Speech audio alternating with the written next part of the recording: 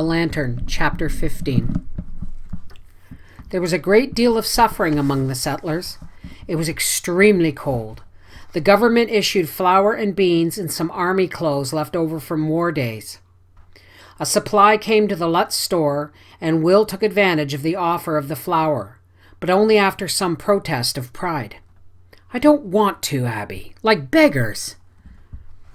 "Will deal. From your government after you fought to keep it going."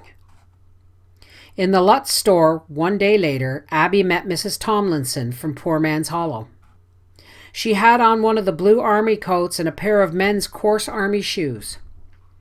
Word came back from home that Grandpa Deal was very sick.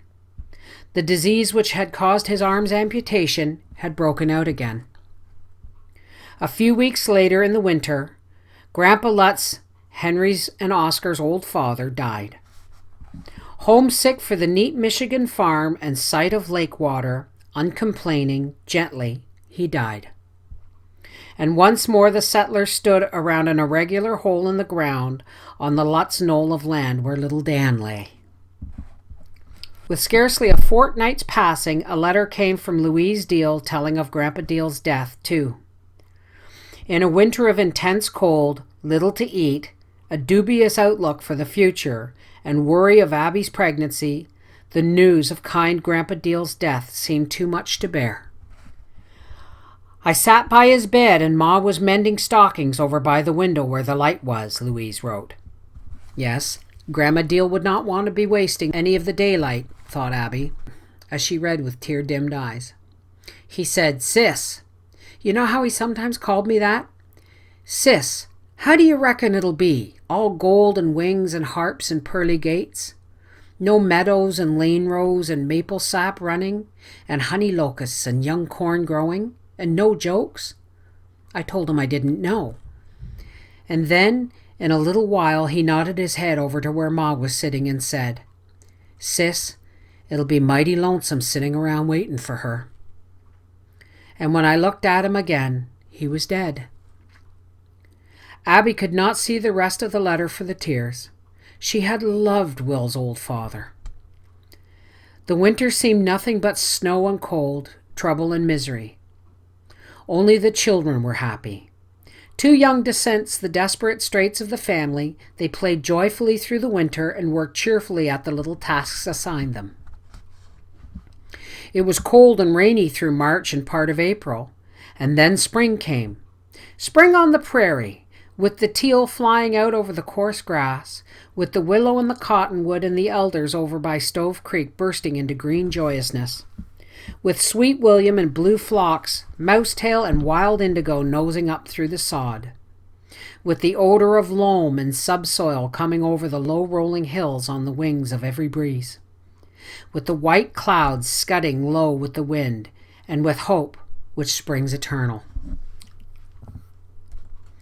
To Abby, the winter had seemed one nightmare of trouble and one endless toot on an old cornet. Out of the hoarse and heterogeneous collection of sounds, Mac had evolved the faint semblance of two tunes. But the noisy affair had its advantage, for when he began herding hogs on the prairie, its guttural sounds assured her that he was all right. It was hard for Abby to put in the garden. Nature did not mean to have a woman bend to severe tasks at such a time. Mac and Margaret did a great deal of it under her supervision. Mac, with his 8 years, could hoe the rows, and Margaret, with her 6, could drop and cover the seeds. Even little John, who was nearly 3, wanted to dop him in. But as he had a wild and superior disregard for keeping various seeds separate, he was persuaded to make mud pies at the edge of the patch. The Lutz store distributed government seeds, and Will went hopefully to his spring planting. But first he tried hard to get rid of the young grasshoppers on his wheat acreage by laying long rows of straw across the fields into which the infant grasshoppers crawled for warmth. He then set fire to the straw and destroyed a portion that way. With the other men of the neighborhood, he disposed of a countless number of pests to the government for $2 a bushel. Never was money more thankfully received. The small grain came up with much promise. More grasshoppers hatched, small as little gray-green flies, and promptly ate it up. In spite of the desperately hard times, Henry Lutz seemed able to buy another 80. He paid $1,000 for the 8th section, a nice acreage lying south of the young cedar town. Incidentally, his heirs sold it many years later for $20,000. All the neighbors now joined the Grange, a union of farmers, which some fondly thought would better conditions. It met in the schoolhouse, where there was a great deal of talk without much result, and where the women formed an auxiliary. Because of her condition, Abby did not join, but she helped Sarah Lutz sew the regalia. Red calico robes, a cross between a cardinal's vestments and a Mother Hubbard, which were to be tied with white sashes. Sarah told Abby confidentially that she was Pomona, and young Mrs. Oliver Johnson was Minerva, and Christine had been Scylla. But when they assigned her the name, she thought they said silly, and she straightway announced that even if she couldn't understand English very well, she knew when she was called names, and departed in a high dudgeon. In May, 2 men stopped at the house just before dusk. They were driving 600 sheep from the Ozark Mountains through to Cozad, which lay beyond the 100th meridian to the edge of the country, known as the Great American Desert.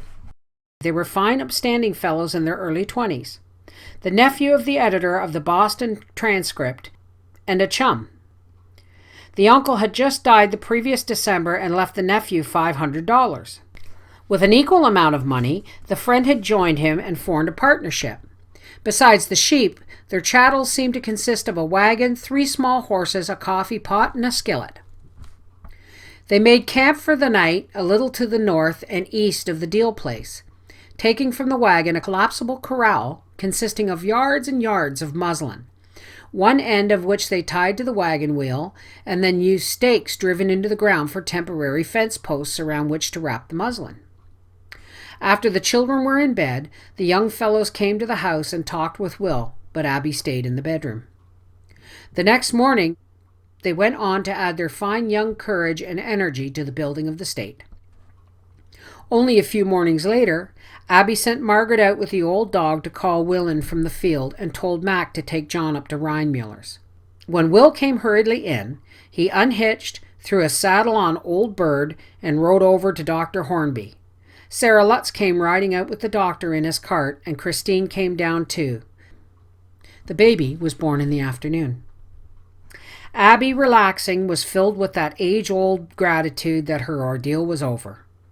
Peace enveloped her, peace and relative ease. Her 4th child. How queer! Well, she would love it and care for it tenderly. Looking out in the other room, she could see Will and the doctor, Christine and Sarah all close together. They were whispering. It seemed silent out there.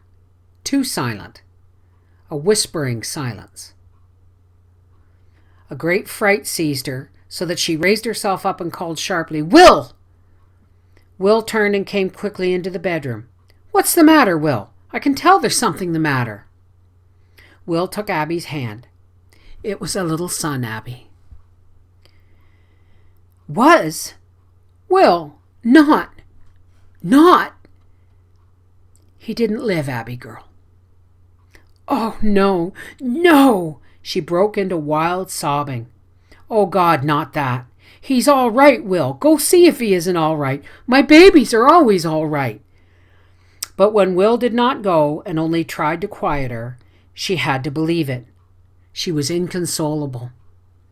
"Will, it was because I didn't want him at first." And when he tried to reason with her, she would not listen. "I know better than anyone. I'm punished. I didn't tell anybody, but I was bitter, and now I've lost my baby." In her whole life, Abby Deal never cried so wildly. Sarah Lutz dressed him, Sarah with her black beady eyes softened with tears. And when she brought him in, a beautifully formed child with a face like a tiny white rose, Abby wanted him beside her, wanted to hold him. "My baby, he's so cold, Will. I've never had a cold baby. I want him to be warm." She did not talk rationally. I hate death and I'm afraid of it. But I did want him, Will. After a while I wanted him. It was just at first. Rachel, who lives again in every grieving mother, was crying for her child and would not be comforted. And when she had worn out her hysteria and quieted, she said she wanted him to have a name. Basil, Will, after my father.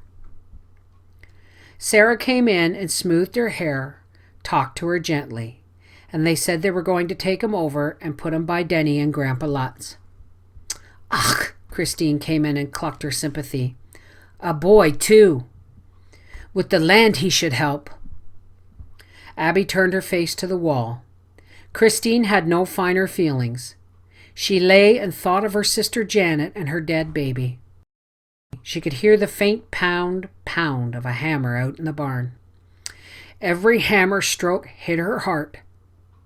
They were going to take the baby over to the Lutz burial knoll. There was no one there but Danny and Grandpa Lutz. Danny, Grandpa Lutz, and now little Basil Deal. 3 to make a cemetery. In a new country, you had to make homes and roads and wells and schools, and you had to make a cemetery. You couldn't get around it. You had to make a cemetery too.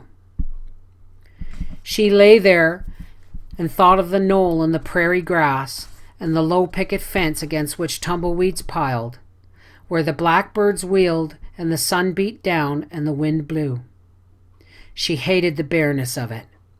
If she could put him in a shady place, it wouldn't be quite so hard. But to put him in the sun and the coarse grass and the wind. She and Sarah would go over and plant some trees someday. She heard the rattle of the lumber wagon and raised herself up to look through the little half window set in the sod. She could see Will and Sarah in the wagon. Will was driving, and Sarah had a little wooden box across her lap. When the big lumber wagon rattled away from the house, Abby lay back on her pillow. For a long time, she could hear the sound of the lumber wagon rattling over the prairie.